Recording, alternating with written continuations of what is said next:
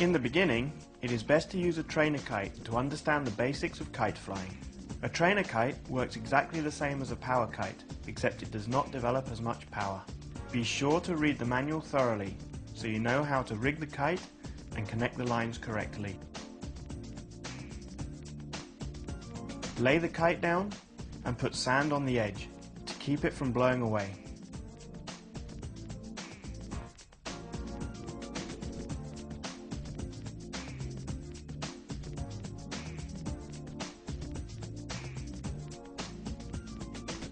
Release the bridle connection points and place sand over them, stretching out the lines.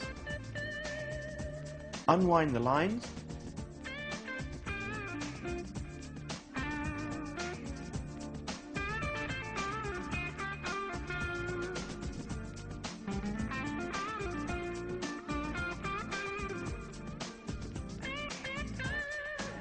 and put the bar down, noting that red is always on the left-hand side.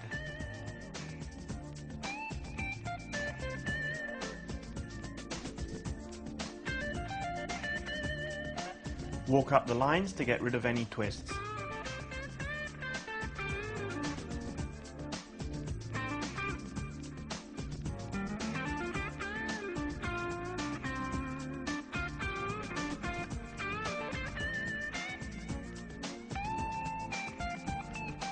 And connect the lines to the kite, ensuring that you do not reverse the connections.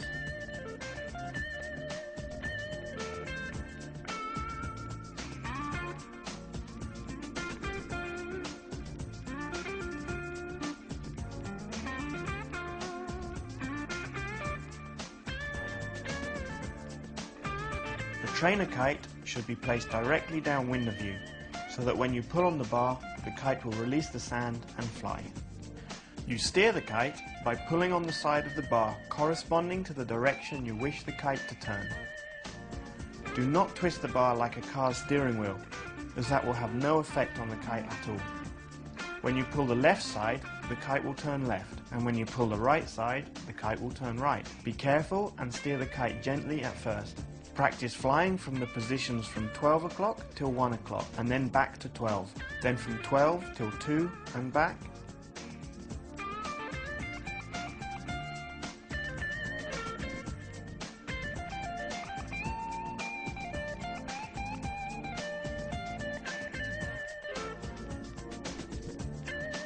Finally, from 12 till 3 and back. Practice these positions on both sides, whilst trying to keep the kite flying smoothly and stable.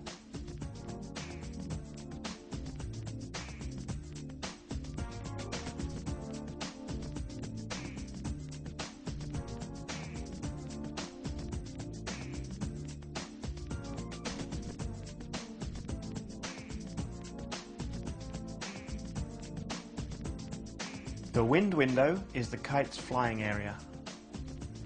The power of the kite will depend on where the kite is flying in the window. The kite will always try to fly out towards the edge of the window unless you steer it back into the power zone. At the edges of the window, the kite will have minimal power, so anywhere in the green area is the safe zone.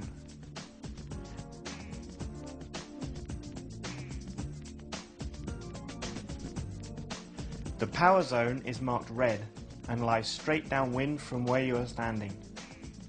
The kite generates maximum power in this area because the kite is more exposed to the wind force. By using the different power zones, we control the power of the kite.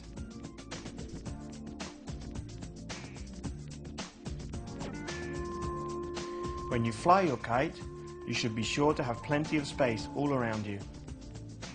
Of course, you must keep a good distance from objects and people that are downwind of you, as you could be dragged by your kite or even lose it.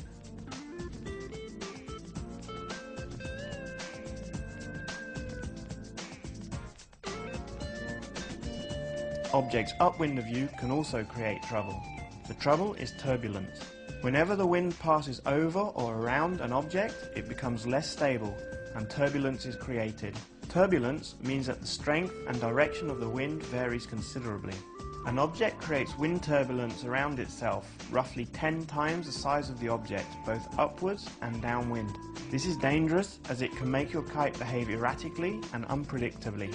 For instance, falling out of the sky and powering up in the middle of the power zone, or lifting the rider and then dropping them back down, causing serious injuries or death.